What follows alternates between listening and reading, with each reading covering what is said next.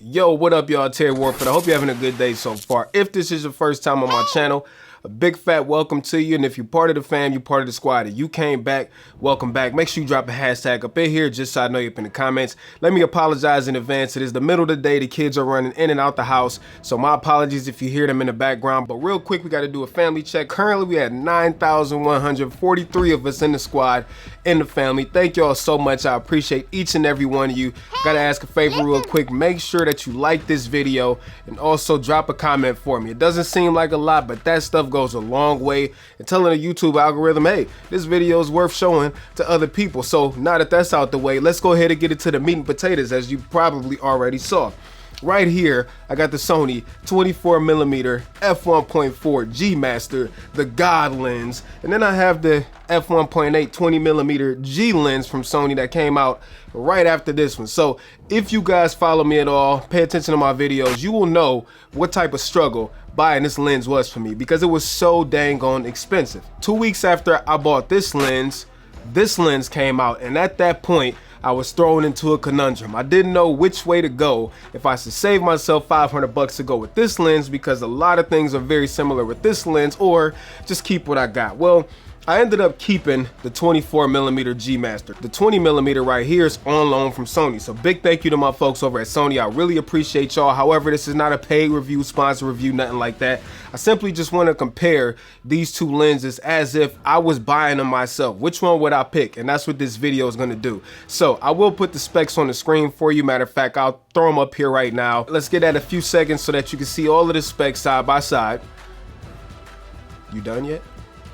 Are you finished? You wouldn't think that the 4mm difference in focal length would be a big deal. Well, I'm here to tell you it is, and this is going to be one of your major determining factors when it comes to which one of these lenses you can get. I think an important question that you should ask yourself is, what do you use a wide angle lens for? So for me, I use my 24mm for stuff like this, even though right now I'm not using it. I'm using my 16mm from Sigma on my A7 III, but typically this is my go-to for anything YouTube related. So B-roll, product shots, talking head stuff. I really love the way 24mm looks, especially at 1.4. 24mm at 1.4 is really a special look that's very, very hard to get anywhere else. Plus, in crop mode, I can get about a 35mm equivalent out of this lens right here.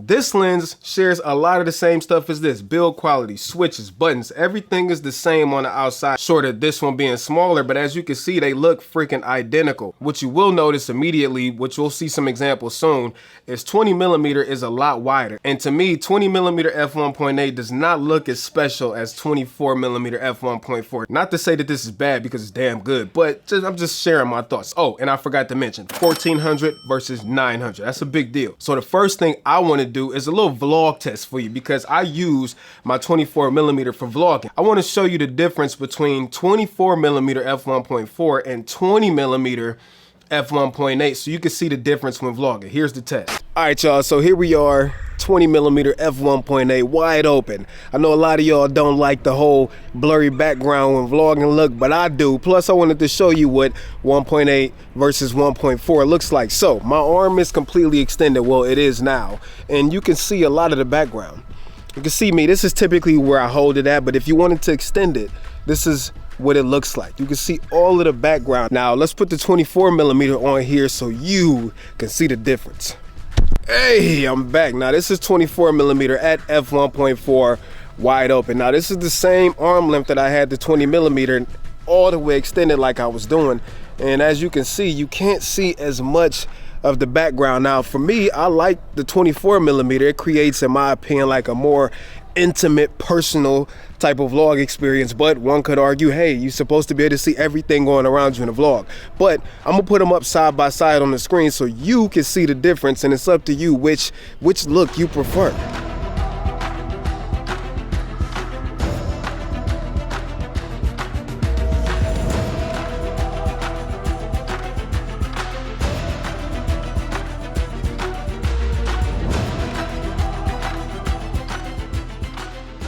Now that look is gonna be totally subjective. Personally, I prefer the more intimate, closer feel of the 24mm combined with the wide open aperture gives you like a super isolated look, whereas this one captures more of the background. It does give you a more vlog look. So again, that's just a difference in personal preference. The next thing I wanna test, because these do have different autofocus motors, this one has the old style SSM motor, which is not slow by any means, and the 20mm has the new dual XD linear motor. Now right off the bat, you can tell a huge difference. When I shake this one, nothing happened. When I shake this one, I can feel the lens elements moving back and forth inside. The way that the dual linear XD motors work is the motor is like on rails, and then once the system is energized, then obviously it locks the element in place. It's similar to how Steady Shot works on Sony cameras, where you can feel the sensor moving until you turn it on and the sensor's locked in place. But it's not a good feeling. I'm just throwing that out there to be able to feel this thing moving back and forth. So without further ado, I got another test for you. Let me show you. I'm gonna try to trick the 20mm and throw it off to see if it can lose focus, and then we'll compare that to the 24mm G Master at F1.4. Now, if you ask me, I'll probably say that this test is gonna come out like equal. We have 4K, face detection is on, I have a hat on, autofocus area set to wide, and let's do it. So, can you see me? Boom!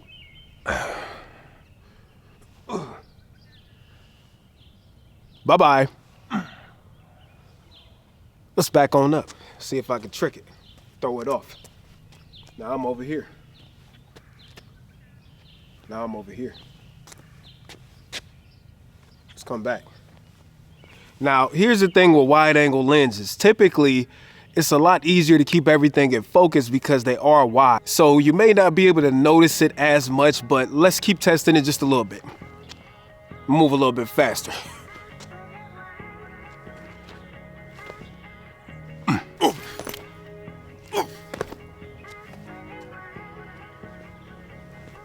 Lastly,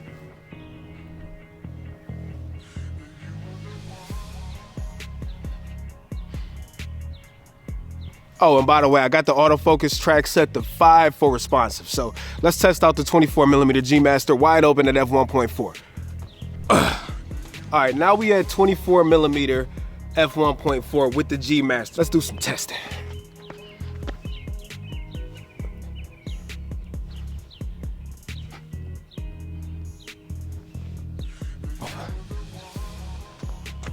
Notice the difference so far? I think the 20mm might be a little bit faster. Let's back it on up. Now I'm over here.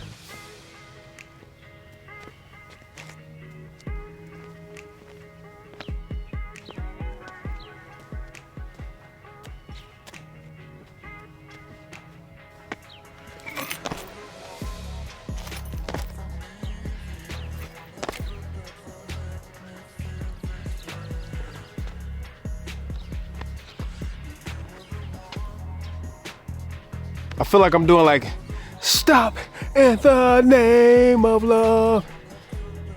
Stop. So it's nobody out here to hear me laugh or laugh at my jokes, so it is what it is. Okay, so now that the test is out the way, I do feel like the 20mm is more sure of itself and it's definitely a little bit snappier. Now here's the other thing I noticed. Both of these lenses can focus real close. However, the 20mm can focus a little bit closer. I'm talking almost like macro close, you know what I'm saying? But when you get near the minimum focus distances of both of these lenses, which since I got them right here, the G Master is 0.24 meters or 0.79 feet.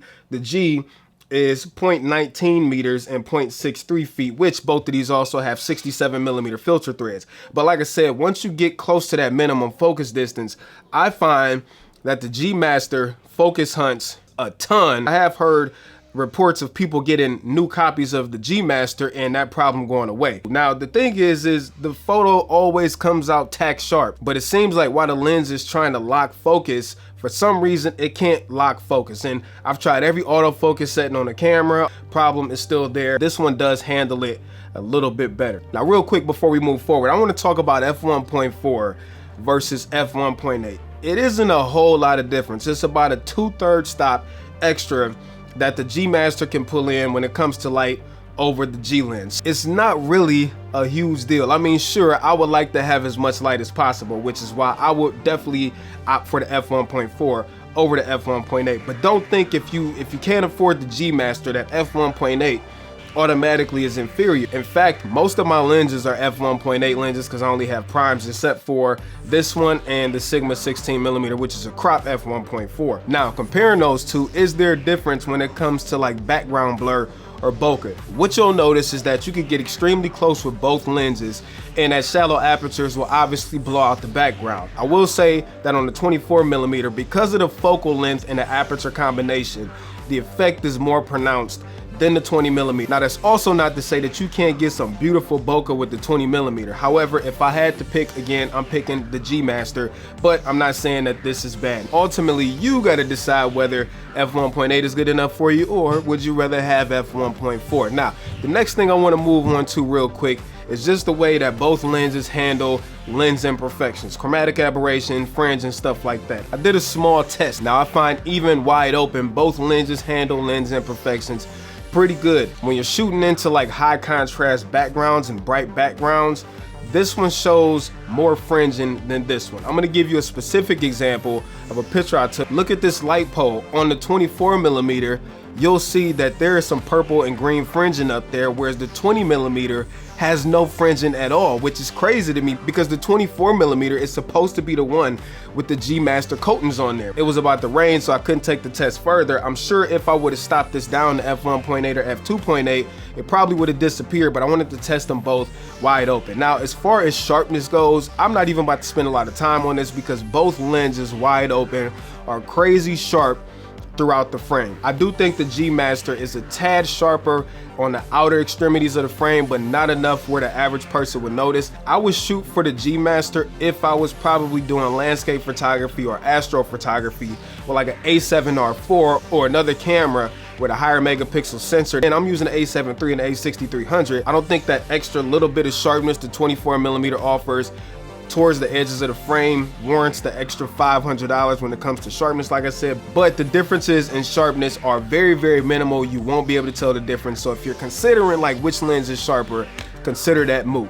A few other notables real quick. The G Master does have a felt lining on the inside of the lens hood, whereas the G has none, and both of them have weather sealing. However, the gasket on the G Master is much more significant than the gasket on the 20mm. All in all, both lenses are fantastic, man. You can't lose going with either. What really is gonna make the difference for you when it comes to your purchasing decision is, do you want 24mm or do you want 20mm? As you saw, the difference is pretty dramatic when it comes to 24 versus 20, or would you rather have the extra 2/3 of a stop on here? And are those things that this offers over this one worth the extra $500? If you can afford one, I would say, I guess coming from my perspective, the G Master is probably still a better deal to me, because I do like the 24mm focal length. Like I said, I think this lens looks very special no matter what you're using it for. And I appreciate having f1.4, better weather sealing. But if I couldn't afford a G Master, I wouldn't be mad at all if I had to get a 20mm f1.8. I mean, the lens is crazy sharp. You can get some amazing bokeh out of it as long as you're close to your subject. Speaking of closeness, you can get like macro close with this lens. It's got all of the same features of the G Master, all the same external features, and it is smaller for $500 cheaper. You really can't go wrong either way. So I hope this video is at least some type of helpful when it comes to helping you pick, should you get the 20mm or should you get the 24mm. Affiliate links to both lenses are down in the description. Let me know your opinions after watching this video, and that's all I got for you. So peace and chicken grease. I'm out, Terry Warfield. Wait, peace. Boom.